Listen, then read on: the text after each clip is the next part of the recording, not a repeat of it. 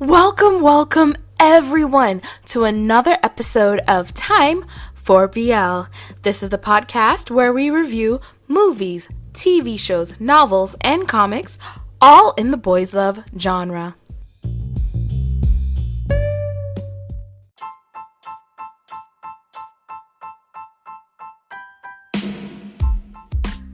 I'm very excited about this episode. I was hoping I would have been able to get it out last week, watch it right after it had premiered, but here we are. Now, why are we so behind? Well, because I decided I had to also read the graphic novel because it's on Webtoons. Made the decision to wait, watch the show, and then read the graphic novel so that I can compare the two together instead of doing what I did with Bad Bunny the series, and I still haven't done the full comparison episode for the two of them. So we're going to get it done in one for Heartstopper. Yes! So Heartstopper is a 2022 Netflix adaptation of a graphic novel written by Alice Oseman. Like I said, the graphic novel is available on Webtoons. I was able to read the first one.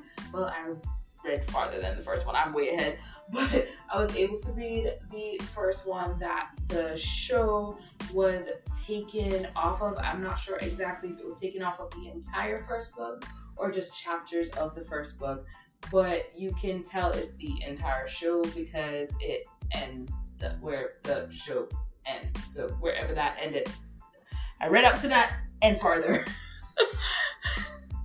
What is wrong with me? Anyway, it follows Charlie. Both of them follow Charlie as he falls in love with his new friend Nick, who he now sits beside in this integrated form class that the school is doing, where students from different years will be in the same form classroom where they go and take attendance. I don't know if they do that in the States, but I know a lot of other countries, they have your form class where you meet for attendance and then you go off to your other classes. Now, as he and Nick spend more time together, his best friend Tao starts to feel ignored. And with Elle, a friend who used to attend Truman Boys with them, now going to Higgs Girls School, Tao feels like the friendship group is becoming fractured. And Charlie being friends with Nick is another sign that the whole group is going to fall apart, and this fear that he's going to be alone. Now, with Charlie, he was bullied for being gay the previous year of school, and he's constantly worried about being a bother to the people around him. He's always worried, especially because of Ben, who we hate Ben. We all hate Ben. Especially because of Ben, who had them keep their relationship secret and always had him feeling like he was a problem.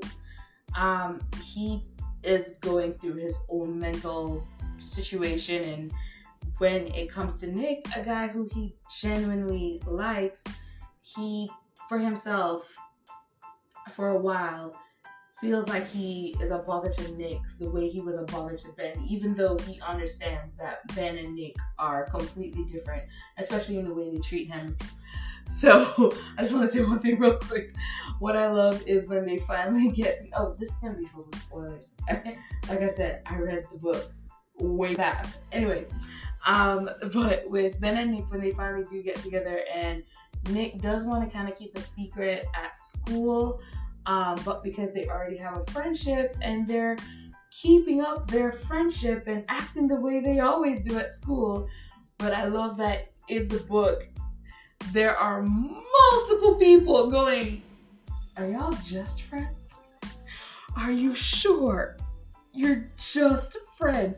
Multiple people but Nick isn't gay, right? He doesn't look gay. And the teacher's saying, what does look gay mean? You don't have to look gay, if you're gay.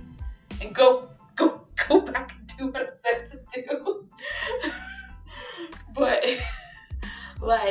that whole thing where multiple people are noticing that it's not just Charlie pining for Nick, but the way Nick treats Charlie as well. So people are noticing, and people know, and especially their friends, Nick's friends mostly, his real friends, can tell something is happening and do want to talk to him about it. To be like, hey, so you and Charlie, but don't even know how to approach the subject. And I love that they did that in the book. Now we're going to the show. With Nick's friends, they didn't do that. What they really had was Darcy, who is one of the other gay characters who attends Higgs School. She's the one who's like, you guys are looking coupley. And then, of course, we have her girlfriend, Tara, who also is kind of like, oh, so you and Charlie are hanging out. So they recognize it. Isaac recognizes it. Who Isaac is not in the graphic novel. He's a character that was created for the TV show to replace a character in the graphic novel who has his own storyline, which is the reason why I think they replaced this character.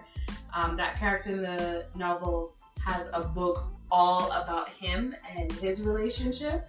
So I think they replaced him so that there isn't like a cross, any situations for if Alice wants to take that book and also create a TV series or a movie or anything off of it with that character, you know, being able to use that character. So Isaac, the friend, notices off the bat. Elle doesn't realize until they said it. And then she's like, oh, finally, thank you. I'm so happy you guys are together. And she's so relieved. By the way, the actress who plays her, Yasmin, is, when I say beautiful, like she came on the screen and I was like, she is gorgeous. Like I see, like when she came up, I was like blown away by her beauty and like how with the character Ella, especially when she's like sitting alone at the lunch table, the way her head, like the way she's tilting her head, it's almost like her nose is turned up, like she's better than everyone else. But in reality, she's just really shy and not sure. She doesn't want to stand out really because of how she already stood out when she attended the boys' school. So she's trying to not stand out, but at the same time she's missing like having friends that she can hang out with and like this whole thing going on with her. But I saw that and I was like, you are better than everyone there. You are my favorite character. And she is my favorite character in the graphic novel. She's my favorite character in the show. Love her. And God, is her name Yasmin? I believe her name is Yasmin. The actress who plays her, she does an amazing job. Love it, love it, love it. Anyway, what was I talking about? Charlie was bullied, looking at my nose. So yeah, because he had that secret relationship with Ben. Yeah, they're friends already. Some friends knew, some friends didn't. There we go. I'm getting it now.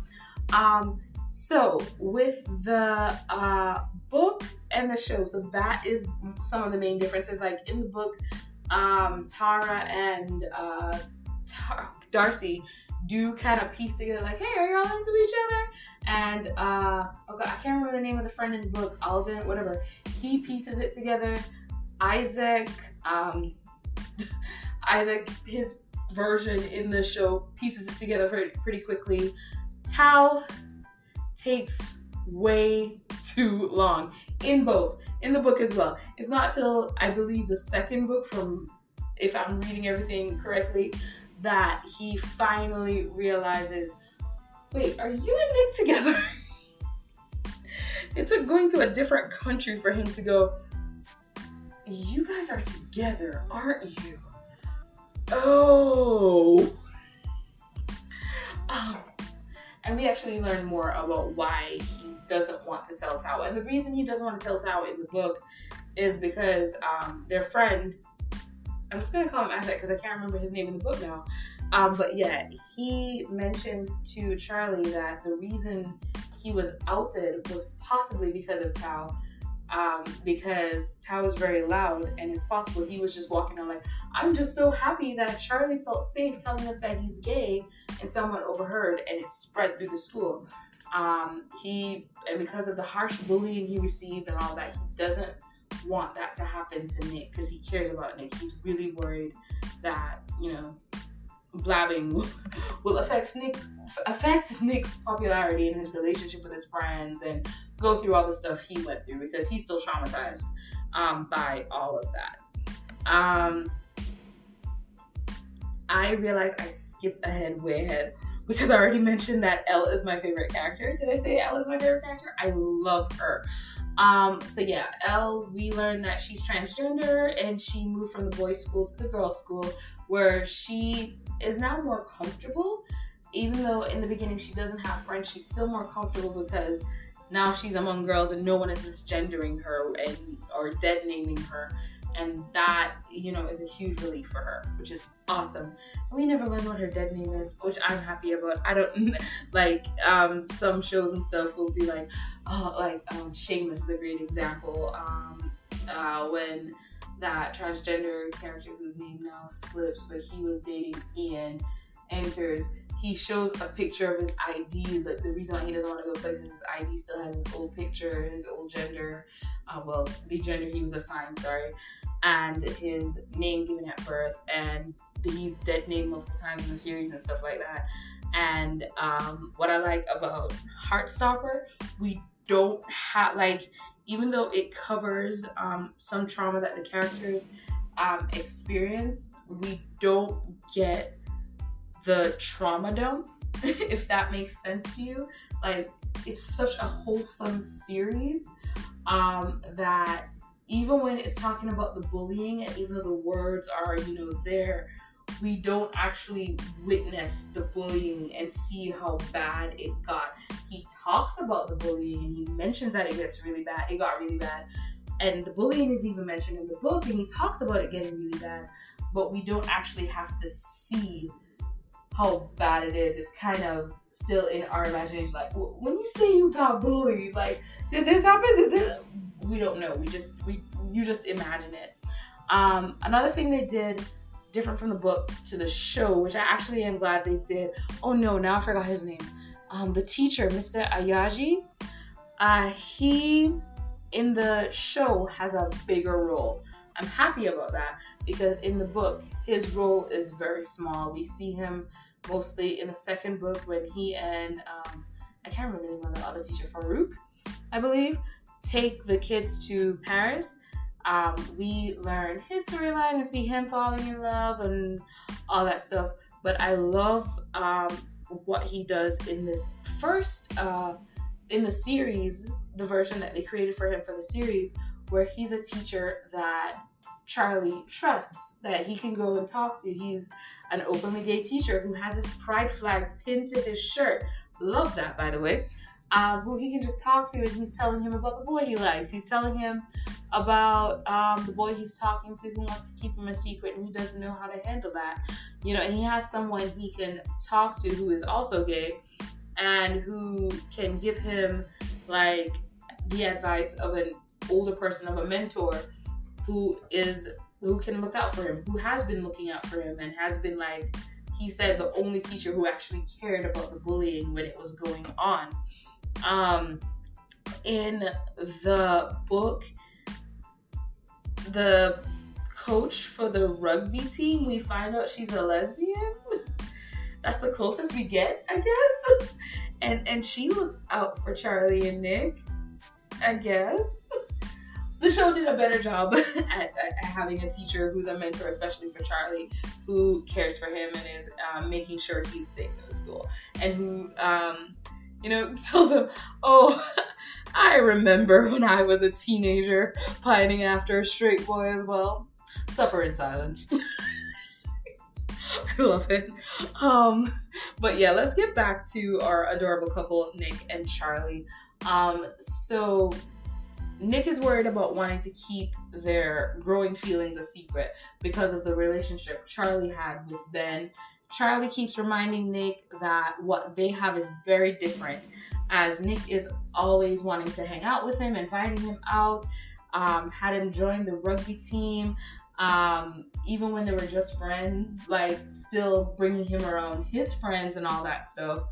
And the fact that Nick has never been embarrassed to be seen with him makes him happy, and he's constantly doing his best to ensure he keeps Nick's secret for Nick, because Nick has never betrayed him the way Ben has. One of the things he finds out with Ben is Ben has a girlfriend who he never told him about, and that was the biggest catalyst to make him go, all right, I need to end this relationship because this guy really doesn't care about me. Because if it was like, at least I'm just his one confidant, he can tell about his sexuality, and we make up, but he never talks to me in public, that's one thing. But he's keeping up appearances of being straight in public while keeping me a secret in the library, that's another thing. And seeing, by the way, Charlie stand up against Ben was awesome in the comics, but seeing him do it in the show was even better. Like, just to watch him, like, finally, because they added like the scene where he's standing over Ben, he's like, you don't get to decide what I can and can't do. I was like, yes, perfect. And they really showed how much Ben really has torn Charlie down over and over in the show. Ben basically has a bigger role in the show than he does in the comics, and I actually like that they did it for the show, especially since it was only 8 episodes, less than 30 minutes a piece. So it worked with giving these characters more roles, like even creating the new characters such as Imogen, with Imogen being one of those things for Nick to talk about his sexuality with his mom. Well, he didn't really talk about his sexuality. He just talked about Imogen and just explained, I don't like her, but everyone says I should like her, and I'm not into her like that. And that was a really sweet scene too, with Nick and his mom. I'm all over the place, but Nick and his mom, I love every scene that they were in together. She really is, like, it just showed her being this caring mother.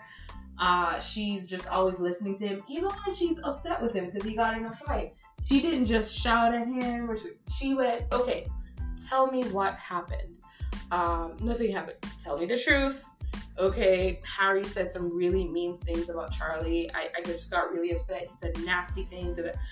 And he's like, okay. And she just said, okay, I understand, but fighting is not the way. And still, like, understanding that, you know, something happened and it really hurt Nick, and it got him into that place of anger where he got into a fight, and allowing him to talk about it. They showed so many scenes of Nick just not afraid to go to his mom. When he talked about Imogen, he wasn't afraid to tell his mom, well, here's the situation with the girl. I'd rather go to Charlie's party. So this is the situation. And, you know, she just, you know, helped guide him, even though at the end she's like, oh, there's plenty of other girls out there, not understanding that one of the big issues is he really likes Charlie, so he doesn't want to go on this date with the girl. And in the end, of course, when she finds out he is bisexual, you know, she even says, you don't have to tell me you're bisexual if you're not. And he's like, no, I'm bi. And she's like, I love when he's like, do you know what that is? She's like, I wasn't born in the 14th century. But yeah, like, she's so accepting of it. And she's, like, even better. Like, she's a character I would say is even better in the book, because one of the things we see with her is, we found out Nick has an older brother, and Nick's brother is a $, whole self. All of him. Oh my gosh, he's horrible. And she is not afraid to tell him off. And this is how you know Nick is a favorite child, and that's why his brother is acting up. The dad comes home and he's thinking, yo, the dad is going to be on my side. I'm about to tell dad that his son is dating a boy. He's gay, even though, like, Nick has told him multiple times, I'm bi, I'm not gay. He's like, he's gay. He's just trying to cover it up, and I'm about to tell dad. And Nick cusses him out after he does that. And his dad even turns around and was like, what is wrong with you? Ready to cuss him out. None of his parents take his side. His parents, Nick is a favorite child. His parents are disappointed in him. But yeah.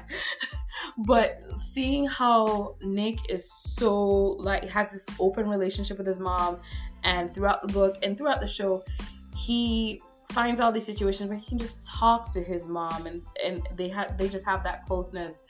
Really it's just really wonderful. It's really wonderful to watch on the show. It's really wonderful to read in the book, and it really helps, especially when we get to the later stories, more on Charlie's side, to see his relationship with his family, because we didn't see much of it in the show for this one, because they're also not very prevalent in the book either, where, you know, they're dropping him off at the party and he's saying, "Can you pick me up at 11?" His dad's like, "No, the latest he needs to be out is 10." Where he mentions his parents hate animals, so that's why he can't get a pet. And then, like, when Nick showed up in the raid to see him, his mom is just like, "I didn't know you were coming over. Well, remember, we have to go to grandma's. You're still in your pajamas." You know, like, there's like this obvious show that it's not obvious. After reading the book, I have to go back and watch the show because there's a lot of stuff I realized I missed that I learned from reading the books. But there's this show that there is a divide slightly between Charlie and his parents, and Tori and Charlie do have a closer relationship, probably because they're bonding over the fact that them and their parents have some form of a divide there.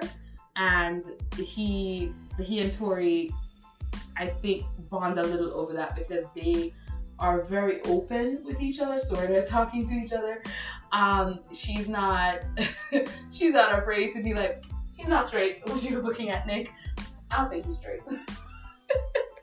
Just coming out and saying it and like teasing him, like, "So what's going on between you?"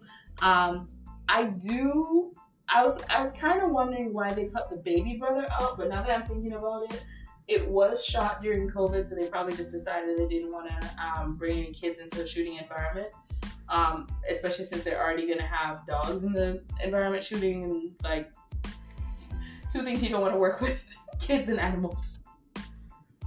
So it's probably something like that, where they just didn't want to bring in a kid because of like trying to shoot during COVID and all that stuff, and working around a child schedule. Everybody that they shot with was over 18, it looks like. So that's what I'm thinking it was mostly. But in the book, I love the little brother. He is so cute and so funny, and how much he loves Nick. I just love the later one where he just wants to go over to see the dog. He doesn't even want to see Nick. He doesn't care about he wants to see the puppy. Can the puppy come home? I love the puppy. Like, yes. I love that. What else? I'm at the part of my notes where it talks about the differences between the novel and the show. Imogen. Okay. So Imogen, in the show she exists, in the book she doesn't exist. Or maybe she does, and it's somebody else who knows. So we don't see her. So I already said I like the addition of her to show like Nick using her and also using Tara to kind of process how he feels, because he's like, "I liked you back then, I just don't like you now." And then with Imogen just being like, "I just don't like you like that. I like you as a friend." And as he processes his sexuality and who he is. And I love the scene where he and his mom are sitting down watching Pirates of the Caribbean, and his mom is like, "Oh, I understood why you like Pirates of the Caribbean, because you like Keira Knightley. She's really beautiful, or she's a lovely girl." And the way he looks at the screen, and it's Keira Knightley and Orlando Bloom, to their scene, going back and forth, and the way he just like has that realization of, oh, his bi awakening, if you will, of, oh, I watched it for both of them. Like, just that realization, and just looking over at his mom, like, oh my gosh. And then of course his research into bisexuality and learning about that for himself. Oh god, when he looked up, am I gay? Like that scene, I was like, oh, don't do that. Don't do that.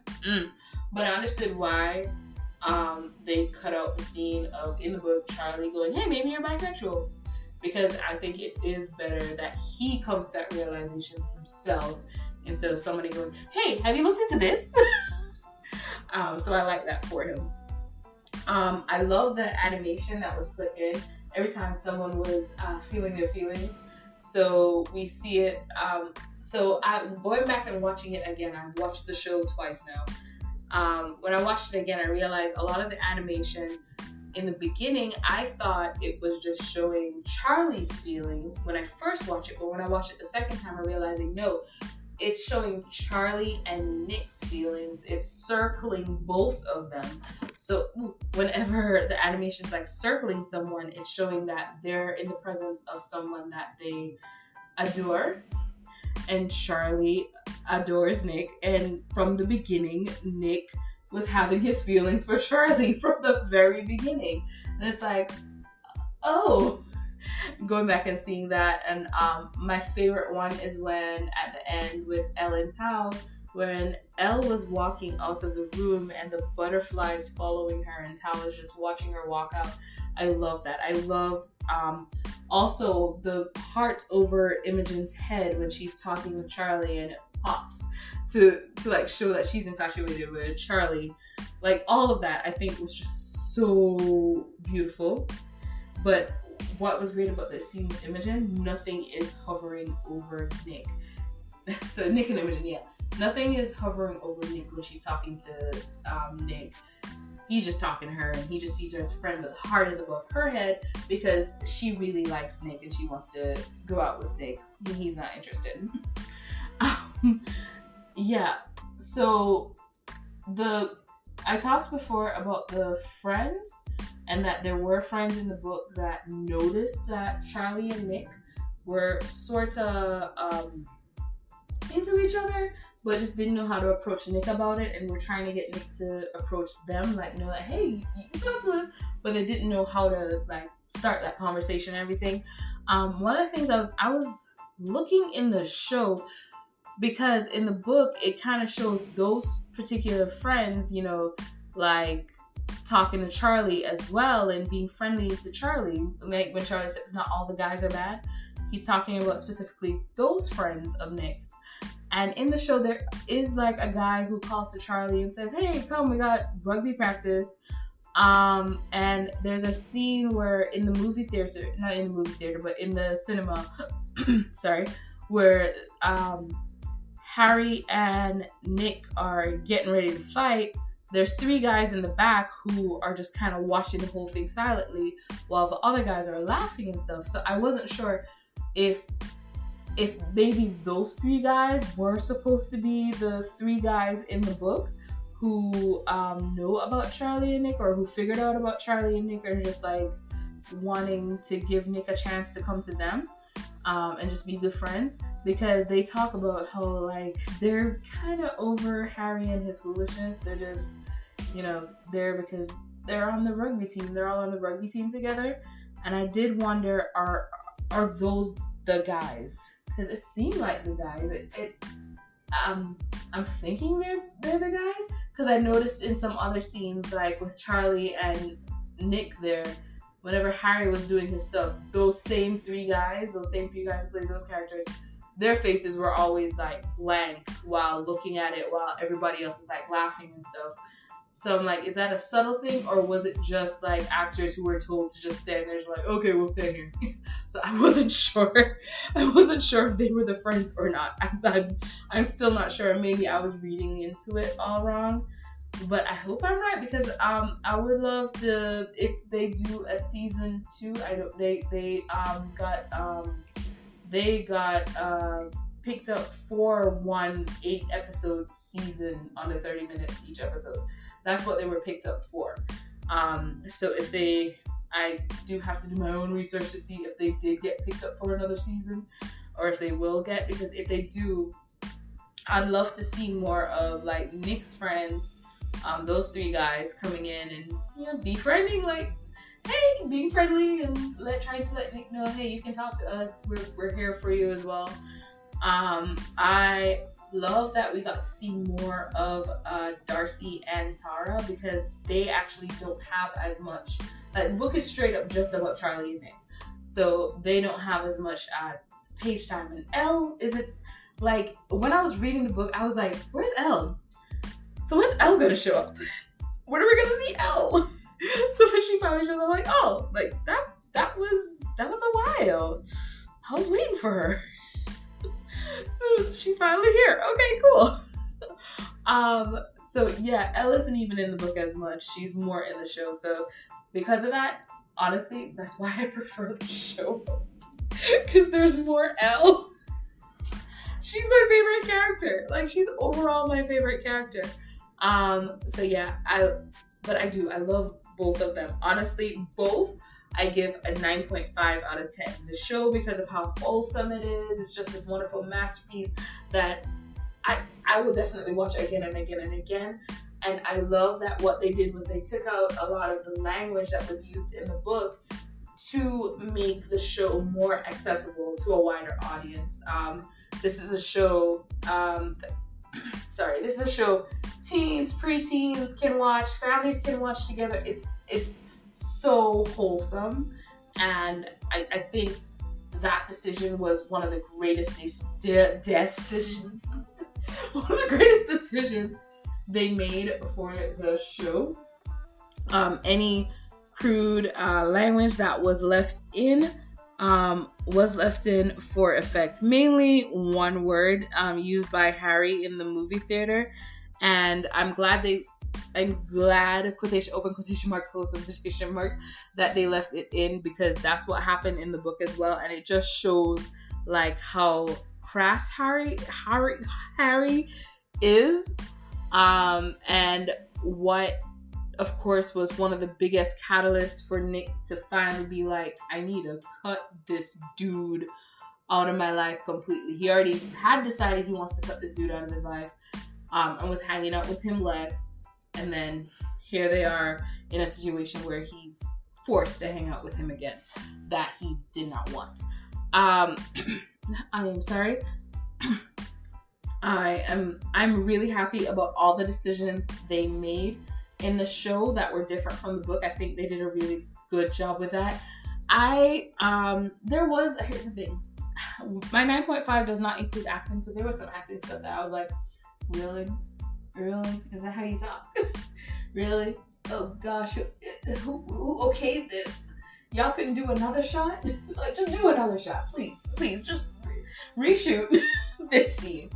There were some moments like that, but I just thoroughly everything loved this show with its storyline, and I love Charlie and Nick and their relationship and the growth. I love Elle and Tao, and I love Tao's mom because she loves Elle, and when she looks at Tao and says, just make sure you keep your door cracked.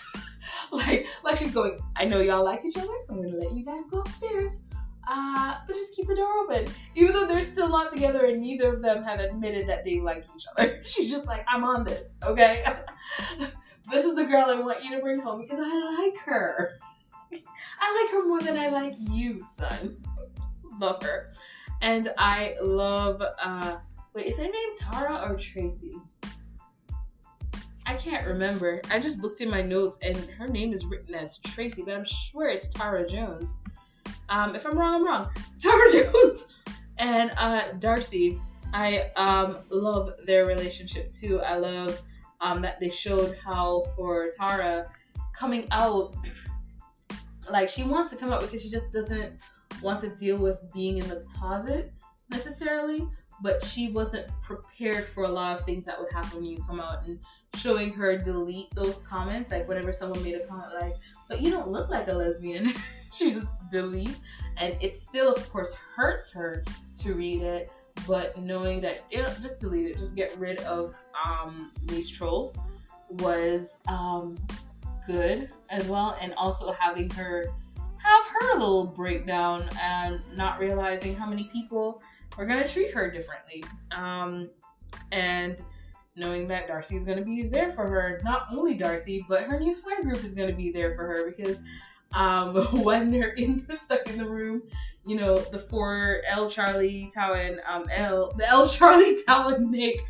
showing up. Like, that's the new friend group that's there for them, that's going to be there for them, that they can turn to.